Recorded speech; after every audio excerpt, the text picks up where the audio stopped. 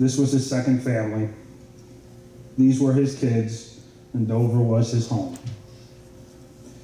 As kids, we were lucky enough to spend many a day on the football field and in the wrestling room. There's a good chance that my brother and I spent more time there than most of you. Dover became our second high school. We got to see at firsthand, or at a young age, the greatness of the coach. We got to witness all his highs and lows, his passion for his teams, his love of the sport. However, it wasn't until the end of his life that I was really able to understand and appreciate the impact that he really had and the way he changed lives and the number of people who in one way or another were touched or changed by the time that they spent with my father. It's his passion, his commitment that inspires me as a husband and a father and a coach today. Growing up, being around Dover so much, I got to know the other coaches that are being honored here. I cast my first trout line with Coach Bodner and his brother. I got to know Coach Bellavo and his children. We grew up basically on the football field, crawling around the practice dummies and riding sled. When I was a little older and my father's health had started to diminish a little bit, we spoke at length about his tremendous respect for Coach Tardivi and how he respected the way he's coached, his passion for the game, and his ability to make those around him better, despite his own personal struggles. He was very honored to serve on your coaching staff. These were more than just fellow coaches. These turned out to be some of his best friends in life. These men, along with the countless others, gave so much of themselves to make Dover High School sports what it is today. They did it for more than a paycheck. They did it for the passion for the program, for the school, and more importantly, for all of you. That's what made them sacrifice so much of themselves and so much of their own personal lives to be a coach.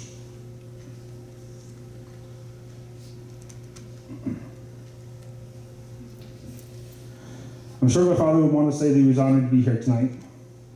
He would be pleased to see so many of his former students and athletes. He loved each of you as if you were his own kids. He would tell his own children that he's very proud of the parents that they turned out to be. And that though he's made some mistakes in his life, he loved you all very deeply. You were always first in his mind. This usually is where the waterworks starts. He would tell everybody here about his 6 grandchildren and how great they all are. He would be reminded of those that we lost way too early, former students, athletes, coaches, and parents, and how much he missed them all.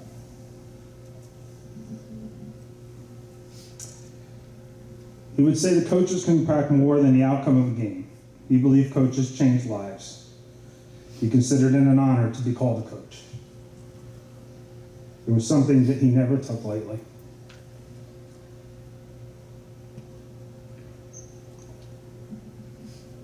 I'll leave you with a quote that I heard and I think about from time to time. It says, "The test of a coach is that when you leave, others will carry on successfully." Well, looking at this room tonight, I would say that's very true. Thank you all again.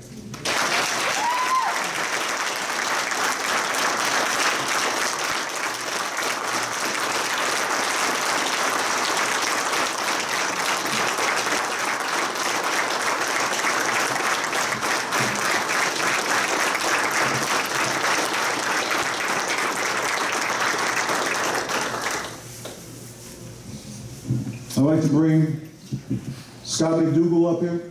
Scot McDougall, standout wrestler, football player. That's the picture you took? Yes.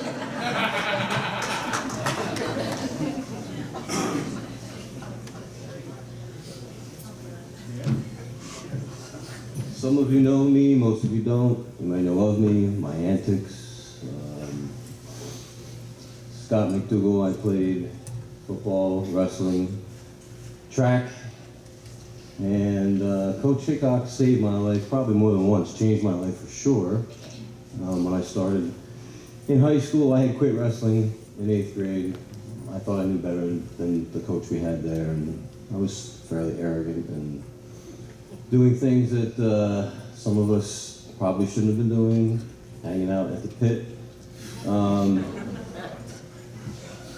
So, you know, football was great. I played football since I was a little kid, 7 years old. Actually, kind of snuck in a year early under Mr. Gorog and followed them up and had Mr. Gorog as this first great coach. And I just want to mention here now that the coaches that inherited the players from him were very fortunate because he was the first really great foundational coach.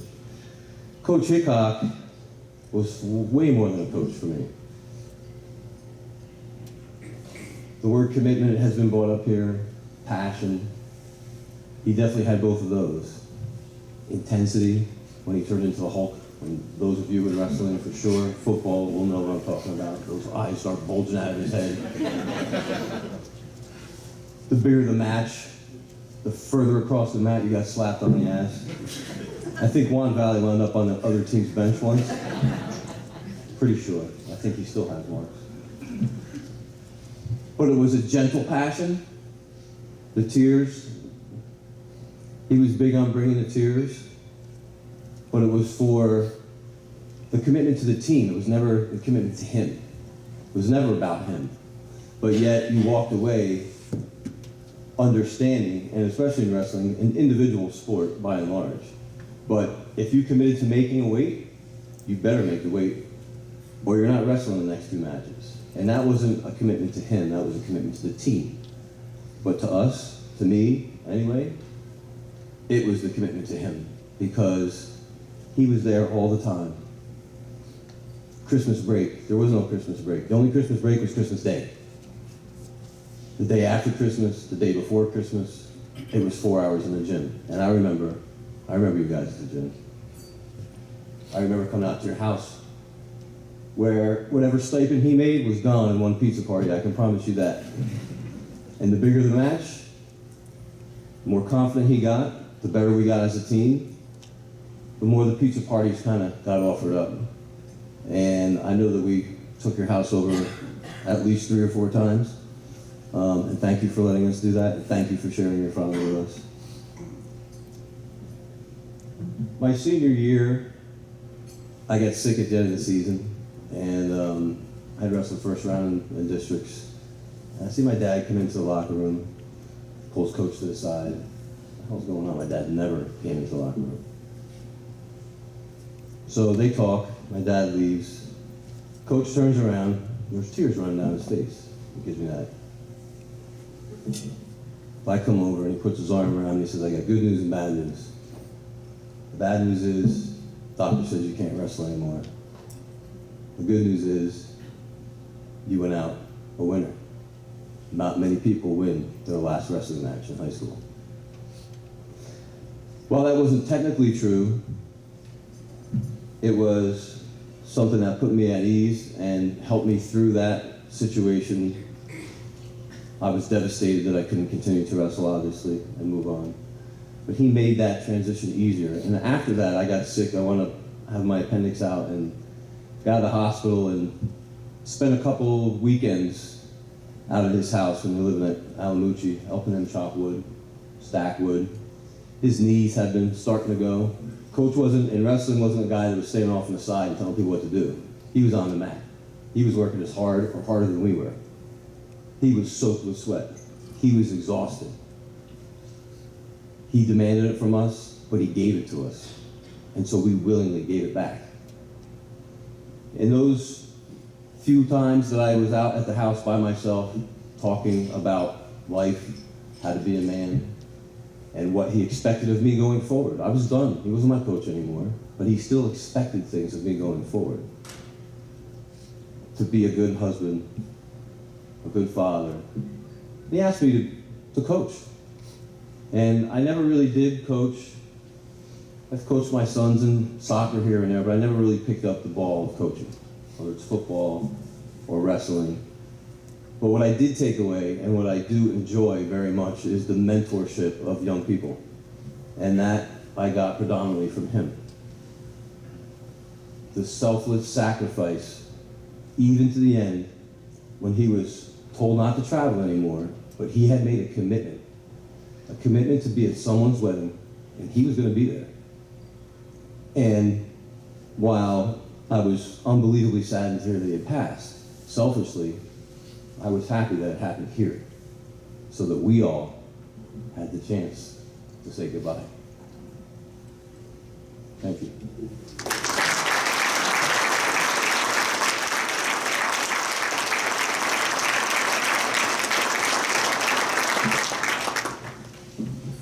Next, I'd like to bring up two-time MVP for football, Athlete of the Year, daily record, Glenn Miller.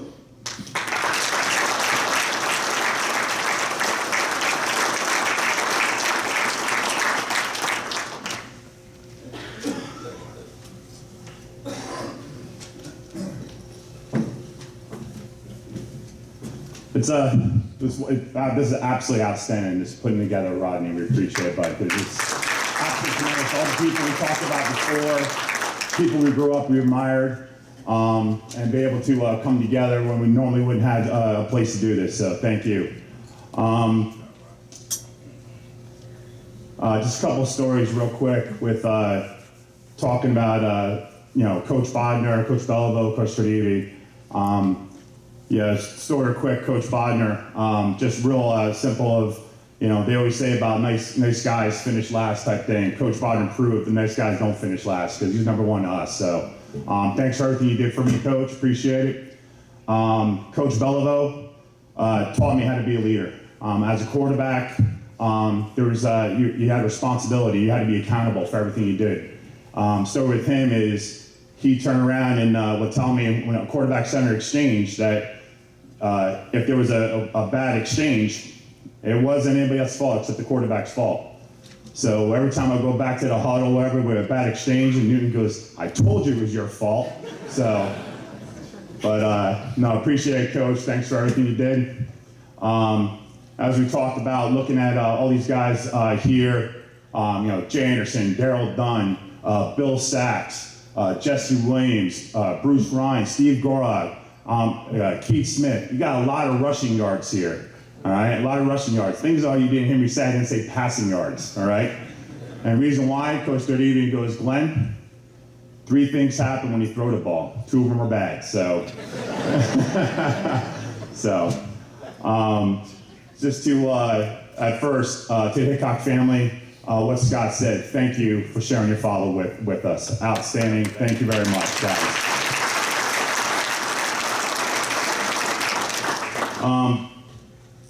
I was one of the lucky ones. I played football for Coach Hicok when I was a freshman. Coached me all 4 years in wrestling. But then I was lucky. I came back. And then I was able to coach with them on the same football staff for the varsity team. Coach Hicok was one of a kind. He was an inspirational leader, great coach, and bottom line, just a nice guy. His greatest quality as a coach, and it's been talked about, and that's a funny thing with 3 guys talking about each coach tonight, you're going to hear the same theme. And that shows what they brought out with coaching us, is that he was a motivator.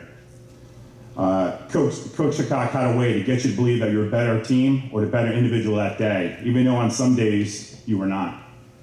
He made us successful because he made us believe in ourselves, and we would do anything not to disappoint our coach. We wanted to do anything for him, follow him wherever he wanted to lead us, and run through a brick wall if he asked. Unfortunately, I never had a chance to be an assistant coach on a wrestling staff with Coach Hicok. He retired from coaching wrestling at that time before I started, but that didn't keep him from coaching. He would be at every home match. He would talk to the coaches before and after the match, going over strategies prior to the match, and things he thought he would need to work on. I would pick his brain all the time and love to talk about the kids and talk about coaching. He cared about those kids and cared about the program, even though he's no longer involved. Coach also had some other special qualities. His sense of humor and his gift to gab. There will always be a time in class where, in the field where a coach would always crack a joke. He loved to make people smile, even if he did with one of his corny jokes. Coach Hicok loved to talk and tell stories. He did it so much, our nickname for him was Uncle Remus. We would sit in wrestling practice, and the stories would start going, and I start looking around the room, and I start seeing kids starting to close their eyes, starting to fall asleep in wrestling practice. So, and then the one year, the year 88, we won the state championship. For that year, as a gift, instead of giving him a trophy or something like that, we actually got him a rocking chair so he can sit down and tell the story. So, even though we joked to him about this, we knew he was talking about his own personal experiences, triumphs and tribulations, and worked them into life lessons for us. Just like to finish up with a couple of my memories of Coach Hicok was a couple things he used to tell us. He always taught us to be good sports, but never good losers, because anything you were good at, you've done it often. So, the other thing is a saying that was on a wrestling wall, and something we lived by was, "Pain doesn't last, but pride is forever." His words and teaching will live on for generations, as I pass down so many of his teachings to my children and athletes I've coached. I would always remember and cherish his mentorship. I'd like to thank Coach Hicok for being a tremendous coach to us. On a personal note too, recently I lost my mom. She was a huge part of our Dover Tigers, and I just want to say she would have loved this, to be there. And as we talked to my sisters, and we know that she's up there. She has our orange and black sweater on, standing with Coach Hicok, staring down at us and smiling, guys. So thank you very much.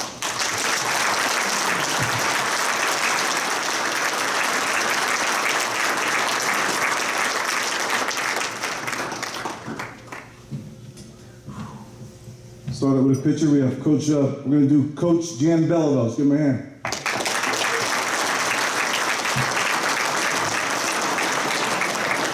Coach, this is a family picture of him. We got Greg, Peter, Jan, and... You got something? Next. Coach was old school. I'm talking about, this is Coach Belleville right here. I guess those are called trousers or something of that nature. He spans many, many generations. Let's do it one time. Coach was also, he coached my brother. I'm not going to tell you which one my brother is. Well, you guys can try to pick him out. He's one of those guys. Ironically, that year, that Dover team played against Roxbury with a lineman over there called Jerry Tardivi. So that was a good thing that brings everything together.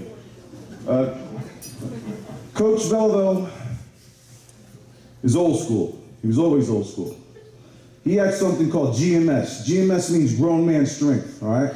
Now, if you don't know what grown man strength is, if you got a son or something like that and you're in your 30s or 40s and your son tries to test you and then you let him know like you got grown man strength. So one time, 1984, we're going for the conference championship. We're at West Morris High School. We're wearing all white. It's a away game. We're wearing all white orange helmets, and it's halftime, and we're getting beat. And Coach Belleville comes up. He starts going wild. All right. He picks up one of our players on the team, one of the tight ends, and he exhibited grown man strength as he picked the man up, the young boy, with one arm, and hung him like the scarecrow from the Wizard of Oz. And he said, we played a half of football in the rain, in the mud, and you're wearing all white, and there's not a spot of dirt on you. You need to go and hit somebody, all right? So now Belleville's going down the line. Are you going to hit somebody? Yeah. Are you ready? Yeah. So I'm looking at him. He's coming down the line, and I'm like one of the 3 or 4 people down the line. I'm sitting next to Mario Niche right there. He's right there. He's true story. And I'm just like, oh, dude, this guy's going to grab me up or something. So I started kicking my cleats. We played in dirt back then. These new guys, we had dirt. So I'm starting kicking my cleats. I'm grabbing mud, and I'm putting it all up on him. And he don't grab up on. So he comes up to me, are you ready? Yeah, I'm ready. Yeah, yes, I'm ready. All right, I'm ready. Coach Beliveau also made you believe. All right, he definitely made me believe. You have another picture. In 1985, we had something called the refrigerator in the NFL. All right, Coach Beliveau made me believe. He made me believe that I was going to be able to get the ball and run, and I could run in there and I could spike and all that dance and Super Bowl shuffle. So we had some fake refrigerators, myself and Connie Berger, and we actually were running backs for a little while. And my stats were impressive. I had 0 carries for 0 yards. My average was 0.0. All right, I never got that's the sum. Coach Beliveau stood for consistency and toughness, and I am blessed to have known the man and have played on one of his teams. Now, I have something in honor of Coach Beliveau also.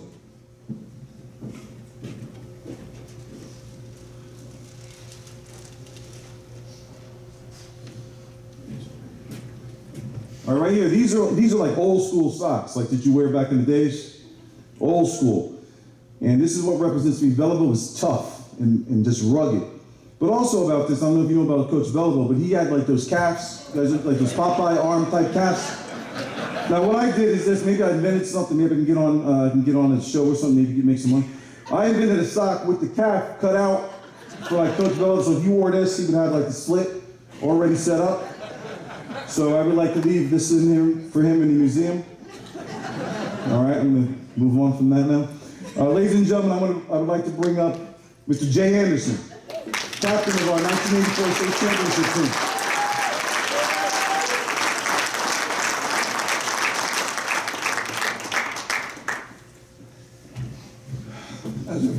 Excuse me, I'm losing my voice. A little rough night last night. We had a little fun. Coach Beliveau, what I remember, freshman year, Coach Beliveau and Chris Hicok, that was probably the hardest year of football I had ever endured in my life. They worked you to the bone. So sophomore year comes along and I'm excited. I'm like, you know what? We're going to varsity now. You know, we're gonna have this shot. Coach Sardivi's standing there and he introduces, we have another assistant here. We have another coach that's gonna be helping out. And I turn around and I see it's Jan Beliveau. And at this point I'm shaking because I said, I don't know if I could do another 3 years of 1 year what I just endured. He was probably the roughest coach I had. The one thing about Jan, and I thank you, Jan, for this, is, as Rodney touched, you taught perfection. You taught us to be diligent in what we did. You taught us to perfect the craft. You gave us the tools that we take now in life, and I carry with myself in life, that helped me through situations, that helped me perfect my craft. You were a motivator. You were a cultivator. You saw things in people and can bring out the gifts in people that I don't know that too many people could, especially running backs. You taught us things that I don't know if any man at that time, or the group of guys, the group of gentlemen that you taught, I don't know if any other coach could have done it. I remember a time, there was a group of us, and Coach Beliveau would talk about how he was never tackled. You remember this, Coach? He was never tackled. So I watched Sean Laverty go, he failed. I watched Ed Casey go, he failed. And I watched what they did. They tried to go low, and Coach had this vicious stiff arm that would basically give you whiplash if you tried to go in head first. So what I noticed was he had this hood on the back of his coat. So as he went to give me the stiff arm, I grabbed the coat, the hood of his coat, and pulled him down. And he looked at me, he goes, that never happened before. And I thought practice was gonna be over, but no, it didn't. We kept going. You know, he had a lot of tenacity. Coach, I want to thank you for, again, everything you've given me. And I teach my children what you've given all of us, to have pride in ourselves, to always fight the good fight, And if anything I can do, it's in that, and from that, it's just to be a testimony of my life that you had a major influence in it. And you were that person on the field that uplifted people. And again, you inspired all of us. And I want to thank you for that. I want to thank everyone here tonight. Thank you.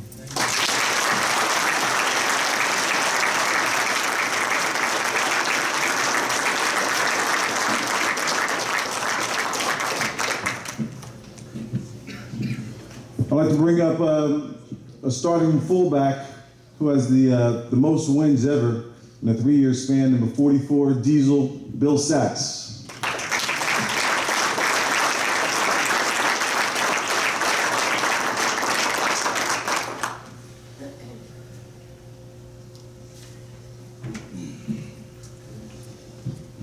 Thank you very much.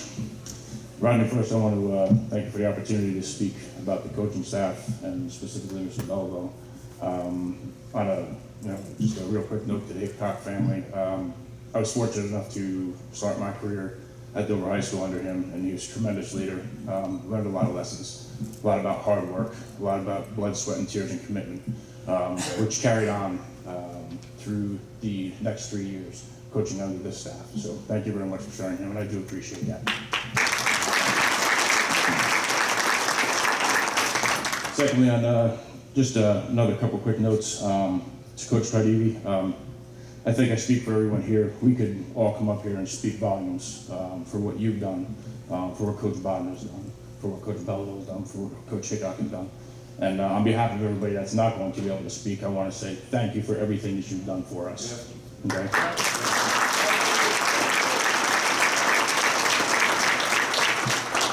And last but not least, Mr. Belleville, Coach.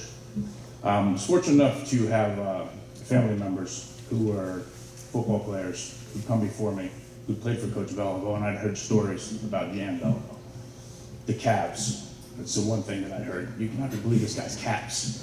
Like, yeah, okay. So we go through our freshman year, and we're getting prepared to come into our sophomore year and play for Coach Belleville. And with the things that I'm hearing from one of the things Jay said, which is true, it's just a relentless. It was a commitment to detail that you started to question whether or not you could do your job well at all. And what I mean by that is, we were fortunate enough to play with some of the best linemen that Dover has ever seen, that were literally 5'6", 5'7", maybe 5'9". So Coach explained to us that those guys were the ones that were really doing the work. They were the ones who were making the touchdowns, and you didn't give me anything. Those guys did. So I'm standing in the huddles looking at these guys going, I really don't know what I'm doing here. These guys are doing everything. His point was, those guys do their job, and they did their job well. Your job is to get the extra 5 yards. Once you get hit, you never quit. You never stop. Your legs drive. What he was really teaching us was a level of commitment, a level of detail in life. That no matter what adversity you're facing, no matter what the trials are and tribulations, you never quit. Life's going to grab you. It's going to grab you by the collar like Jay tried to grab him and pull him down. You never stop. You keep your legs driving. You fall down. You get back up. You miss a block. You go hit somebody else. Those are the things that I remember. And it was relentless. It was the things that not only shaped us into three runs at the state championship. I apologize for not getting across the line. Still bugs the hell out of me. But along that same vein, it's one of the things that, as a coaching staff, we did create a lot of wins for these guys, but I think, at least I'll speak for myself and I know some of our teammates, I think what bothers us most, especially those 3 years, was not being able to give you those state championships over those couple of years. And that it's really a testament on how we looked at them, the respect that we had for them, and it was almost like letting your parents down, We got there, and we just couldn't finish them. But the lessons that we learned from the coaching staff and from Jan, I still carry. I teach those to my kids. I talk to them all the time. They're athletes. And I tell them the same things. You have to stay focused. You have to create that level of detail. You have to pay attention. You have to drive on. And I can't thank you enough, and I can't